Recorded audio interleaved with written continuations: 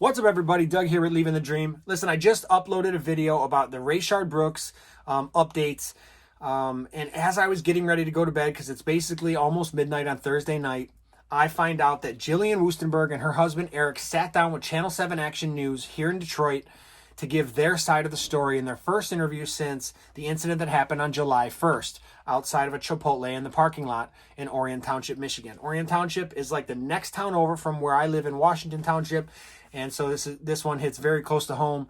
I did a video early on in this case, and there was a lot of interest, and a lot of you subscribe to the channel because you want to hear more about this. So today I get to give you that. I'm going to release this video tonight as opposed to waiting for the morning like I normally would. Basically, Channel 7 Action News sat down with Jillian and her husband, and this is what they had to say. The interview lasted about 15 minutes, and it was very tearful by Jillian. I'm not going to talk about whether or not it was staged or if it was genuine, because who knows, right? But we're just going to go on face value of what we have to look at. Jillian sat down, and she explained that normally she cooks at home, but in this particular case, they decided they wanted something special that night, so that she went out to get food and bring it back to their family. She said it was only her and her husband inside the van, that there were no other children. She also talked about, well, when asked by the interviewer if she was pregnant, Jillian was not allowed by her attorney to discuss that. He said that this is the most private of situations for a woman and that no one should be forced to talk about those things. So remember, guys, we don't like to speculate. Speculation gets us in trouble in the first place. Speculating that she was pregnant or speculating that she wasn't, especially in a case like this, will definitely change things. So we're not going to speculate, but I will tell you that it does make me feel like maybe she's not pregnant, because if she was, you'd think that she'd want everyone to know and maybe these charges would get dropped, because it definitely changes things, because a fist fight is a lot more harmful to you when you're pregnant. But in any case, we don't really know. Let me know what you think in the comments based on what you saw. I am going to leave a link to the interview in the description below so that you can watch the Channel 7 Action News interview. But she said that she was exiting Chipotle with 2 big bags of food, and there was only one exit because of the quarantine conditions. And as she exited, she noticed that it was very tight. She was really close to the door, really close to this girl that was walking in. And she basically barely fit through. So she turned around because she knew she bumped into something, but she wanted to see what it was. And she saw the girl there who was looking at her really upset and started yelling at her and basically saying, you know, oh, really? Like, you're going to bump into me type situation. She said that the 15-year-old walked towards her and was yelling, and so she put up her left hand and said, just walk away, walk away. And she said that she was afraid. She was even terrified for her life. She said that after watching the video several times, a handful of times, she said that she even feels like she was in more danger than she had initially thought she was. The interviewer asked her about her CPL, her concealed pistol license, which she had for, I think, a little less than a year, she said. She's owned guns for a couple of years now, and she grew up around guns. She said that it was just a normal part of life, of everyday life for her, and that she's very familiar with guns.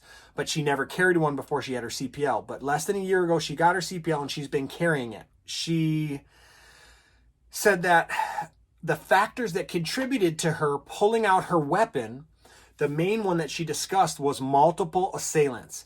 That it wasn't just 1 or 2 people, that it was several people. And that at the time it was like 3 to 4 people that she knew of, but that she, you know, when you're kind of tunnel visioned in this situation, you can't really see everything. That's very common. And that she hears that there were multiple people, even more than what she had anticipated or more than what she had remembered.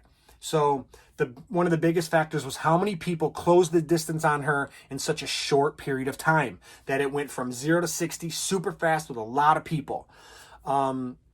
She said that she felt like at the moment she was not going to go home. She said that she remembered at a certain point thinking, I'm not going to go home tonight. She said that when she tried to get in the vehicle, she wasn't being allowed in her vehicle, and she could hear the yelling and the threats that the 15-year-old and the mother were giving her. She said that Eric Wuestenberg had gotten in the driver's side of the vehicle. When given a chance, Eric kind of talked about it at the end of the interview. They let him say some things. He said that when he got in the front seat of the car, he had heard his wife say, "Call the police," and that she was having a hard time getting in the car. Something like, "Let me in the car." So that's when he got out of the car and walked around and opened the door to allow his wife to get in the car. That's when he had his first verbal argument with the couple, with the 15-year-old and the mom, and explained how they called him racist and ignorant and things like that. And then he walked around to get back in the car. He said that that's when his wife rolled the window down because she was sympathetic to these people and wanted to explain to them.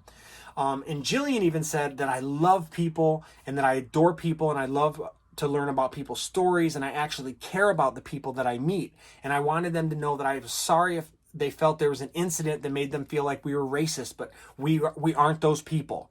And Eric seconded that, said that his wife is very compassionate and loving and caring, and that she felt like rolling down the window would help the situation, that she could explain herself. That's when Eric said that he even rolled up the window on his wife who was talking with this couple because he saw it wasn't going anywhere and he just wanted to get out of there. That's when he put it in reverse and tried to back out. He said he was up next to a curb and couldn't go the other way.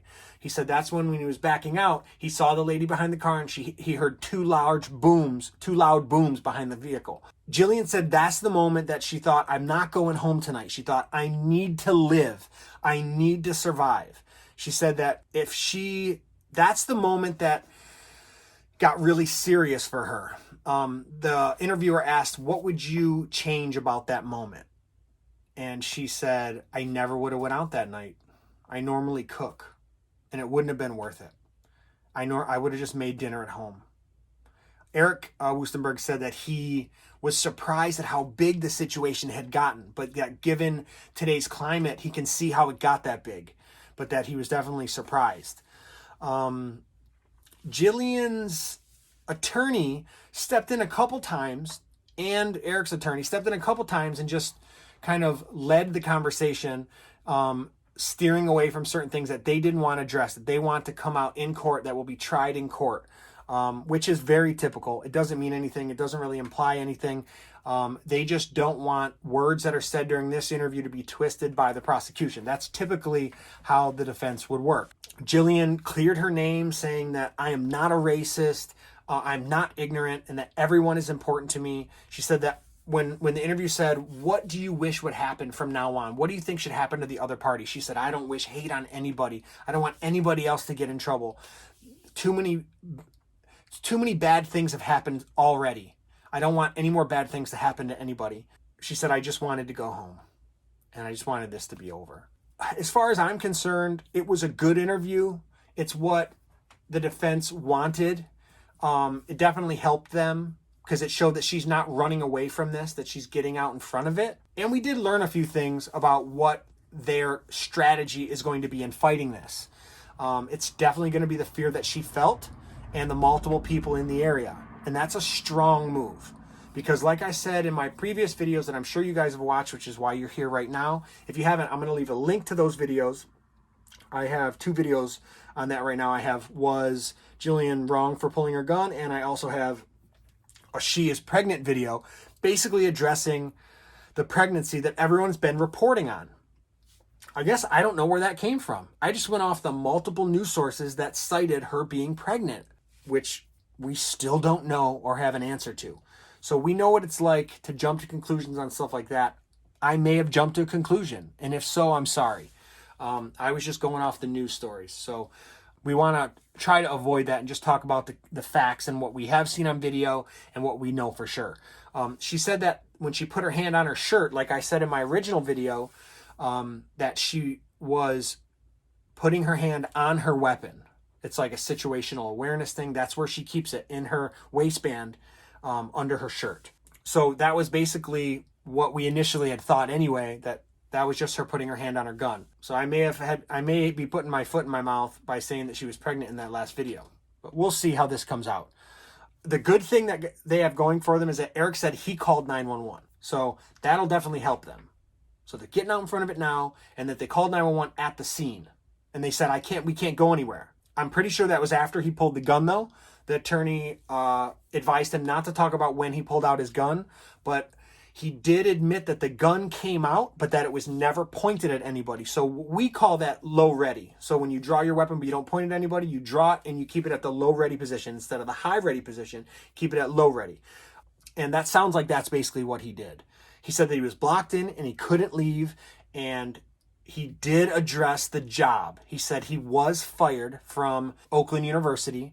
Channel 7 said that they reached out to Oakland University, but that Oakland University did not respond. So I guess we'll hear more about that later. So as soon as that comes out, I'm sure I'll make another video. We can talk about that. I think Eric has a hefty lawsuit on his hands against the university.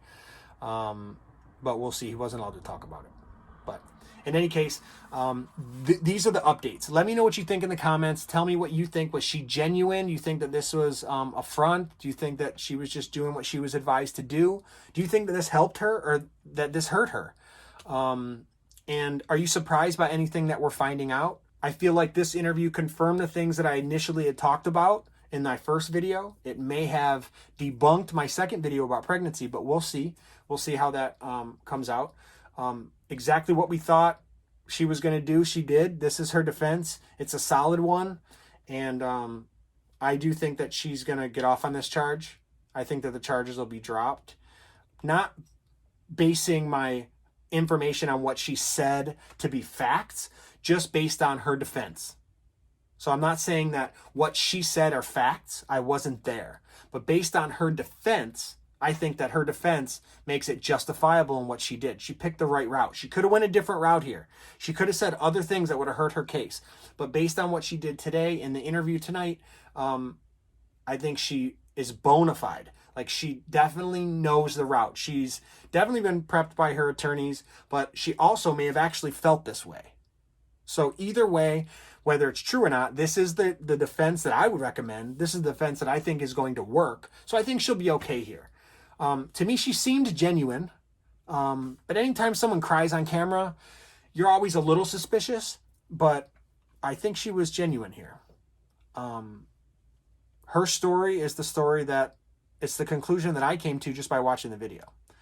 And I'm sure a lot of you did as well. But I know there's a lot of you that don't think that she should have done this.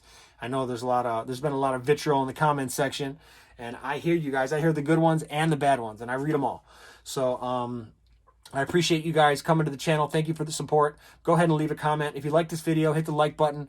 Make sure you subscribe to the channel and ring that notification bell so that you know when more videos are coming out. It's going to be a hot week or two of news coming out on these cases, so make sure you stay tuned. I appreciate you guys for coming by. It really does mean a lot. So until the next time, aloha.